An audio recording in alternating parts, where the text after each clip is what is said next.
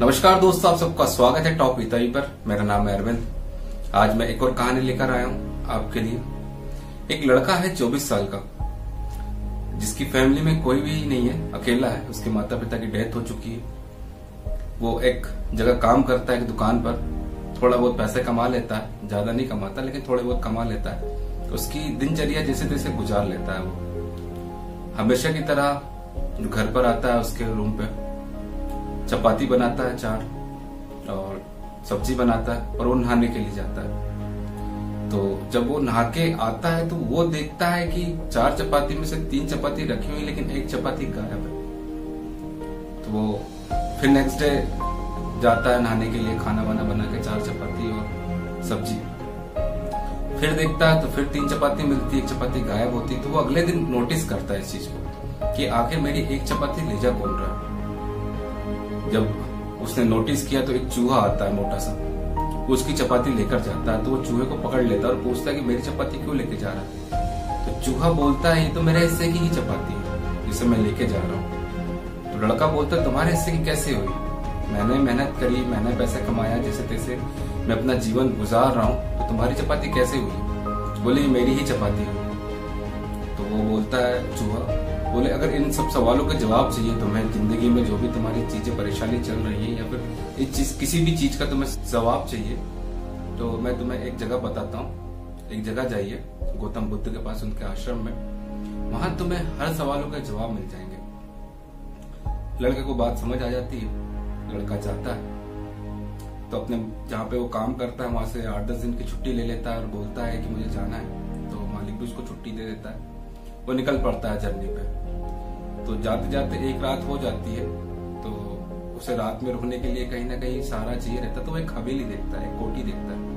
वो कोठी के पास जाता है और गेट खटखटाता है और कोठी की मालकिन गेट खोलती है। तो वो बोलता है कि मैं यहाँ आज रात रुक सकता हूँ क्या? मुझे गौतम बुद्ध के पास जाना है, सवाल पूछने हैं मुझे, उनसे कुछ जवाब चाहिए मुझे। तो बोले ठीक है रुक जाओ। औरत जो रहती है मकान मालकिन, वो बोलती है बेटा तुम एक काम कर सकते हो क्या, मेरे लिए भी एक सवाल पूछ सकते हो गौतम बुद्ध जी से? वो बोलता है ठीक है बताइए। मकान मालकिन बोलती है कि मेरी बेटी 20 साल से बोली नहीं है, अभी तक मैंने उसकी आवाज नहीं सुनी कि वो कब बोलेगी। ये सवाल मुझसे जरूर पूछिएगा गौतम बुद्ध जी से। वो बोलता है, बोले ठीक है मैं सवाल पूछूंगा। वो आगे बढ़ता है तो देखता है कि बहुत सारे पहाड़ हैं। वो पहाड़ को पार कैसे करे समझ में नहीं आता। तो वहाँ पे एक आदमी दिखाई देता है। वो जादूगर टाइप से रहता है, उसके हाथ में एक जादू की छड़ी रहती है और वो उसके पास जाता है और बोलता है बोले पहाड़ कैसे क्रॉस करूँ? तो वो बोलता है बोले तुम जा कहाँ रहे हो वैसे? तो वो बोलता है कि मैं गौतम बुद्ध के पास जा रहा हूँ, अपने सवालों का जवाब चाहिए मुझे उनसे, इसलिए। तो वो बोलता है बोले मैं तुम्हें पहाड़ क्रॉस करवा दूंगा कुछ ही पल में, लेकिन आपको एक ही सवाल है, उनसे पूछेगा, अगर वो जवाब देते तो अच्छी बात। तो लड़का बोलता है बताइए आपका सवाल क्या है? बोले मैं 1000 साल से इस यहाँ पे तपस्या कर रहा हूँ, मुझे स्वर्ग की प्राप्ति कब होगी? तो बोले ठीक है। लड़का बोलता है कि ठीक है मैं आपको आपका जवाब दे दूंगा उनसे पूछकर। तो जादूगर जो रहता है उसको पहाड़ क्रॉस करवा देता है। तो वो समतल स्थान में पहुंच जाता है। फिर धीरे धीरे जाता है तो एक नदी मिलती है। अब वो नदी कैसे क्रॉस करे? नदी पे के पास में एक कछुआ दिखता है उसको। तो वो कछुए के पास जाता है और बोलता है बोले आप अपनी पीठ पर बैठा कर मुझे ये नदी पार करवा सकते हैं क्या? तो कछुआ बोलता है वैसे आप जा कहाँ रहे हो? तो वही जवाब गौतम बुद्ध के पास सवालों का जवाब ले। तो कछुआ बोलता है कि आप मेरे लिए एक प्रश्न का उत्तर ले लेंगे उनसे? बोले जी पूछिए बताइए क्या प्रश्न है आपका? बोले मैं 500 साल से यहाँ पर हूँ और मुझे ड्रैगन बनना है, तो मैं कैसे बनूंगा और कब बनूंगा ये उनसे पूछ लीजिएगा। बोले ठीक है पूछ लूंगा। जैसे तैसे वो आश्रम गया। सत्संग खत्म होने के बाद गौतम बुद्ध ने कहा हर व्यक्ति मुझसे सिर्फ 3 ही सवाल पूछ सकता है। अब जब 3 सवाल का बोला तो वो लड़का थोड़ा सा शॉक्ड हो गया, क्योंकि उसके 3 सवाल तो ऑलरेडी उसके पास है और उसका खुद का सवाल है। तो वो क्या करे, वो सोच में पड़ गया। तो उसे ख्याल आया हवेली का, जो हवेली की मालकिन है उसका।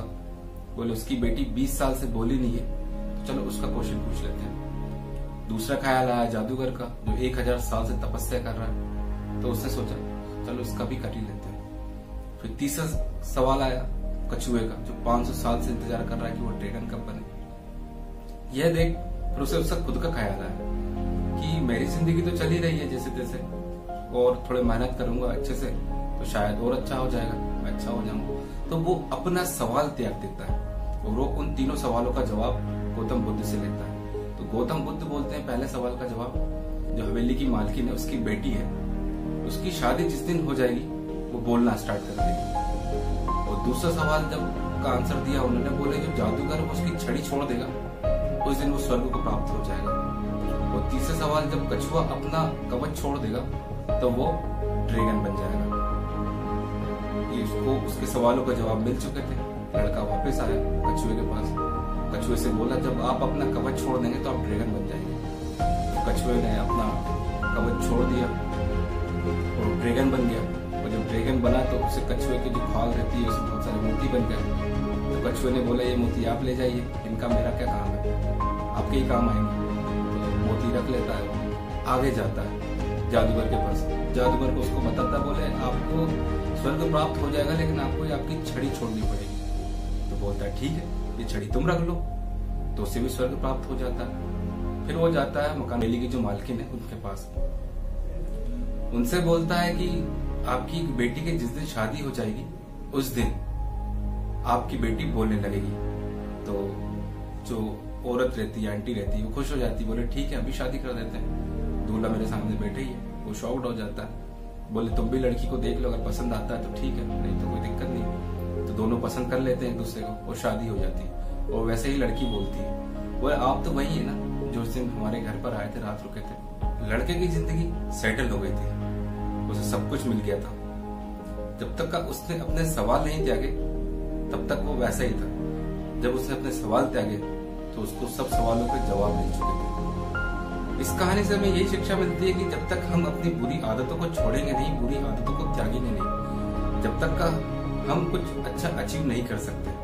हमारी बुरी आदतों को, बुरी हैबिट्स को हमें छोड़ना होगा, उसी के बाद हम किसी अच्छी चीज को, जैसे हमारे लक्ष्य को प्राप्त कर सकते हैं। इसी के साथ जो भी होगा अच्छा होगा। अगर आपको कहानी पसंद आई तो प्लीज लाइक करें, शेयर करें, कमेंट करें, सब्सक्राइब करें। बहुत बहुत धन्यवाद। Thank you.